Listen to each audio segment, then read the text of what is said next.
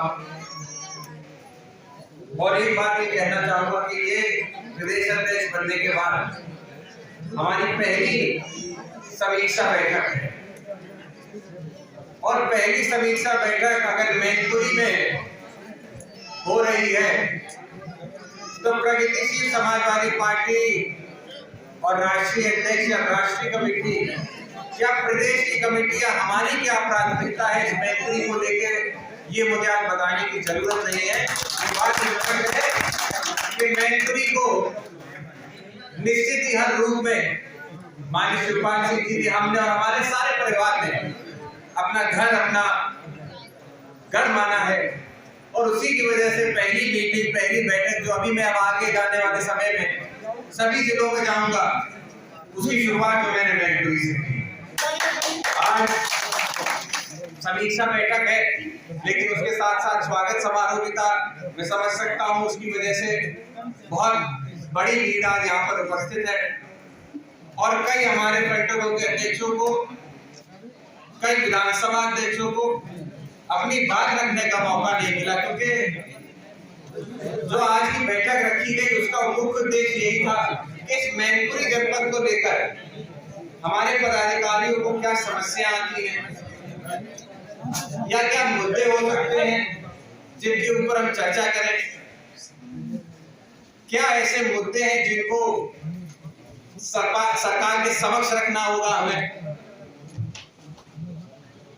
कौन से ऐसे मुद्दे हैं जो इस मैनपुरी जनपद की जनता को निश्चित ही बहुत परेशान कर रहे हैं, उनके बारे में हमें चर्चा करनी। लेकिन आज कार्यक्रम थोड़ा बड़ा हो गया, संगठित नहीं हो पाया। मैं उम्मीद करता हूं आने वाले समय में जब आप लोग समीक्षा बैठक रखेंगे तो जिलाध्यक्ष जी इसका खासकर ध्यान रखें कि कार्यकर्ता सम्मेलन फिर आगे रख लीजिएगा, लेकिन जब समीक्षा बैठक हो तो खासकर की जो वर्किंग बॉडी है, जो काम करती है जिले के अंदर, उन सभी लोगों की उपस्थिति, और उपस्थिति के साथ साथ उन सभी लोगों की तरफ से जो भी उनको कहना हो वो कहने का उनको मौका दिया जाए। ये सारी बातें साथ में आप सभी जानते हैं, माननीय राष्ट्रीय अध्यक्ष माननीय शिवपाल सिंह जी द्वारा जब प्रगतिशील समाजवादी पार्टी बनाई गई, और बनाने के बाद विधानसभा चुनाव से पहले एक बहुत बड़ा कार्यक्रम रथ यात्रा के रूप में हम लोगों ने चलाया, और उससे पहले आपको याद होगा पार्टी को मजबूत करने के लिए गांव-गांव, पांव-पांव करके एक कार्यक्रम हम लोगों ने चलाया था, जिसमें पार्टी के पूरे प्रदेश के सभी जिलों में सभी पदाधिकारी, सभी जिला कमेटियों ने बहुत अच्छा काम किया और जिलों में जाने का काम किया, लोगों को जोड़ा। इससे बहुत बड़ा जनाधार एक प्रगतिशील समाजवादी पार्टी का बना, ऐसे ऐसे जिलों में बना जहां आज से पहले मैं कह सकता हूं समाजवादी कभी अपने घर से बाहर नहीं आते थे, लेकिन प्रगतिशील समाजवादी पार्टी के झंडे के तले उन सभी लोगों ने हमारे नेता को, हम लोगों को आशीर्वाद देने का काम किया। और हमारे नेता की जब जब माननीय शिवपाल सिंह जी को मौका मिला, जब जब वो मंच से संबोधन करते थे,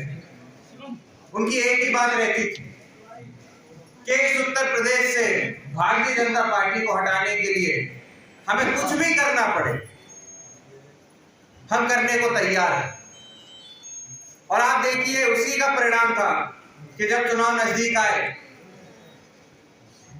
हमारे नेता ने सिर्फ एक सीट पर समझौता करते हुए ये प्रयास किया कि उत्तर प्रदेश के अंदर भारतीय जनता पार्टी किसी भी तरीके से हटे, और जो बात उन्होंने कही थी उस पर वो कायम रहे। किन्हीं वजहों से अब आप जानते हैं सरकार नहीं उत्तर प्रदेश में पलट पाई, और मैं धन्यवाद दूंगा हरिप्रकाश जी का। और ऐसे ही हरिप्रकाश जी जैसे कितने प्रत्याशी थे, 100 से ज्यादा प्रत्याशी मैं आपको बता रहा हूं आज, 100 से ज्यादा प्रत्याशी उत्तर प्रदेश के अंदर विभिन्न लोकसभाओं के थे जो अपना चुनाव लड़ना, विधानसभाओं के थे जो चुनाव लड़ना चाहते थे, और उन्होंने तैयारी भी की थी। आपने देखा होगा हरिप्रकाश जी ने यहाँ कितनी तैयारी की, कार्यक्रम हुए, कार्यक्रमों में जाना, गांव-गांव लोगों से जाके वोट की अपील करना, और आप जानते हैं जब राजनीति में जब चुनाव लड़ने जाता है तो कितना खर्चा होता है, लेकिन उसकी परवाह न करते हुए भी जब ऐसे प्रत्याशी हरिप्रकाश जी और अन्य प्रत्याशियों को पता लगा कि माननीय शिवपाल सिंह जी सिर्फ भारतीय जनता पार्टी को हटाने के लिए, अपने एक लक्ष्य को पाने के लिए उन्होंने हर तरीके का त्याग किया है, तो अपने नेता के पीछे अपने नेता की तरह चलने का काम जो हरिप्रकाश जी और उनके जैसे प्रत्याशियों ने किया, मैं उनका भी धन्यवाद देता हूं, उनको भी बहुत बहुत धन्यवाद देता हूं। लेकिन आज जो स्थिति है वो हमसे आपसे नहीं छूटी। मैं सिर्फ आसपास की, मैं पूरे उत्तर प्रदेश की बात करता हूं, पूरे देश की बात करता हूं। आज भ्रष्टाचार और महंगाई किस चरम पे पहुंच चुकी है, यह आप सबको पता। हमने आपने देखा है कि ये भारतीय जनता पार्टी के लोग जो लगातार ये बात कहते थे और उन्होंने लोगों को यकीन दिलाया कि उनके सरकार में आते ही उत्तर प्रदेश में भ्रष्टाचार खत्म हो जाएगा, मुझे दुख है कहते हुए कि आज उत्तर प्रदेश की सरकार को उनके नेता नहीं, वहां के अधिकारी चलाने का काम कर रहे हैं। पूरी तरीके से उत्तर प्रदेश भ्रष्टाचार में लिप्त हो चुका है। जो अधिकारी एक समय पे नेताओं से डरा करते थे, आज नेताओं की सुनने को तैयार नहीं होते। एक नेता जनप्रतिनिधि होता है और जनप्रतिनिधि का काम होता है कि अपने लोगों की समस्याओं को सुनना, लेकिन जब अधिकारी बेलगाम हो जाए तो आज जो उत्तर प्रदेश का हर्ष है, यही हर्ष होता है जब नेता अपनी आंख मोड़ लेते हैं, अपने निजी फायदे के लिए अपनी जनता को पीछे छोड़ देते हैं। तो आज जो जनता त्राहिमाम उत्तर प्रदेश और देश के अंदर कर रही है, उसकी वजह यही होती है। तो इसीलिए आज जिस स्थिति में उत्तर प्रदेश है, हम लोग लगातार प्रयास कर रहे हैं कि जो मुद्दे हैं उनको कम से कम सरकार के सामने मीडिया के जरिए रखा जाए। अभी आपने देखा होगा सैफई में ही जो अस्पताल माननीय नेताजी द्वारा 2006 में बनाया गया, और कितना बड़ा अस्पताल है। ऐसा नहीं था कि उस अस्पताल को निश्चित ही सैफई में बनाया गया था, लेकिन वो अस्पताल आसपास के 7-8 जिलों के जो मरीज होते थे वो उस अस्पताल पे आते थे, और 1 रुपए के पर्चे में कम से कम पैसों में टेस्ट होता था, डॉक्टर देखता भी था, दवा भी देता था। लेकिन आज उसी अस्पताल में जो उस समय पे जब मंडे को सब हफ्ता शुरू होता था, ओपीडी खुलती थी, यकीन मानिए उस अस्पताल के अंदर 2500-3,000 पेशेंट आता था ओपीडी के अंदर दिखाने। आज वो आंकड़ा गिरते गिरते 800, 700, 500 पे आ चुका है। अस्पताल वही है, डॉक्टर वही है, बिल्डिंग और जो सुविधाएं वही हैं, लेकिन मरीज इसलिए कम हो रहा है क्योंकि भ्रष्टाचार की वजह से जिस तरीके से आम आदमी से वसूली की जा रही है, ये उसका परिणाम है कि आज अस्पताल की स्थिति। और आज मुझे दुख है ये कहते हुए, कल मैं गया था वहां धरना प्रदर्शन में बैठा भी था, वहां पे जो कर्मचारी हैं, जो कर्मचारी क्या आप देखिए जो सेना से रिटायर हुए अफसर होते हैं, उनको वहां पे सिक्योरिटी की नौकरी दी थी। और इसका भी प्रावधान नेताजी ने जब अस्पताल बना था, जब वो मुख्यमंत्री थे, तब ये प्रावधान किया था कि कोई प्राइवेट एजेंसी नहीं होगी, जो सेना से रिटायर होके अफसर अपने घर आता है उसको कम से कम नौकरी दी जाए और वो समाज की सेवा इसके जरिए भी कर सके। तो ये बहुत अच्छा एक उन्होंने प्रावधान बनाया है। लेकिन अब आज वही सेना के अफसर जिनके लिए अभी 15 अगस्त को हम सब देश के ध्वज को लेके, झंडे को लेके यात्रा निकाल रहे थे, देशभक्ति में सब लीन थे, एक तरफ ये हो रहा था और दूसरी तरफ आप देखिए उन्हीं सही मायने में देशभक्तों को जो सरहद पे अपने परिवार को छोड़ के हमारे आपके लिए लड़ता है, उसको अगर उसको नौकरी दी गई तो उसकी नौकरी हटा के उसका भी प्राइवेटाइजेशन हो जाए, ये करने का काम ये अधिकारी और ये भारतीय जनता पार्टी करना चाह रहे हैं।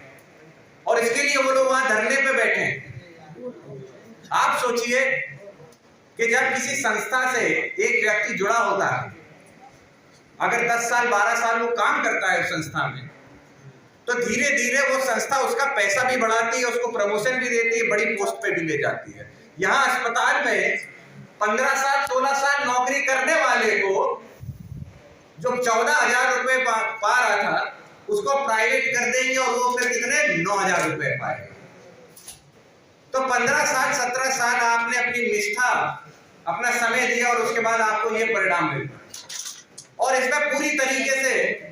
जो प्रदेश सरकार है वो चुप है, अधिकारी अपनी मनमानी कर रहा। लेकिन हमने भी कल गए वहां धरने पे, हम लोग उनके पास गए, हमने उनको यकीन दिलाया कि हम लोग आपकी बात को, चाहे उप मुख्यमंत्री है पाठक जी उन तक ले जाना हो या फिर आपकी बात को हमें मुख्यमंत्री तक ले जाना पड़े, आपकी मांगों को पूरा कराने के लिए प्रगतिशील समाजवादी पार्टी हर तरीके से, हर मोर्चे पे आपके साथ और क्यों नहीं खड़ा होना चाहिए। यही होते होते देखिए आज हमारे यहाँ सब सम्मानित लोग बैठे हो, आप लोग बताओ, नेताजी के परिश्रम से जब वो सरकार में आए उन्होंने पूरा प्रयास किया कि जितने ज्यादा लोगों को वो अपने द्वारा, अपनी सरकार के द्वारा नौकरी दे सके, उनको नौकरी दी। चाहे मैनपुरी का हो, कोई भी मैनपुरी की विधानसभा ले लीजिए, चाहे जसवंत नगर का हो, इटावा का हो, अरे भाई जो जिस क्षेत्र से आएगा वो अपने क्षेत्र के लिए ही तो करना चाहेगा। अब इसमें हमारी क्या गलती कि अगर दूसरे नेता जो अपने क्षेत्र से आए उन्होंने अपने क्षेत्र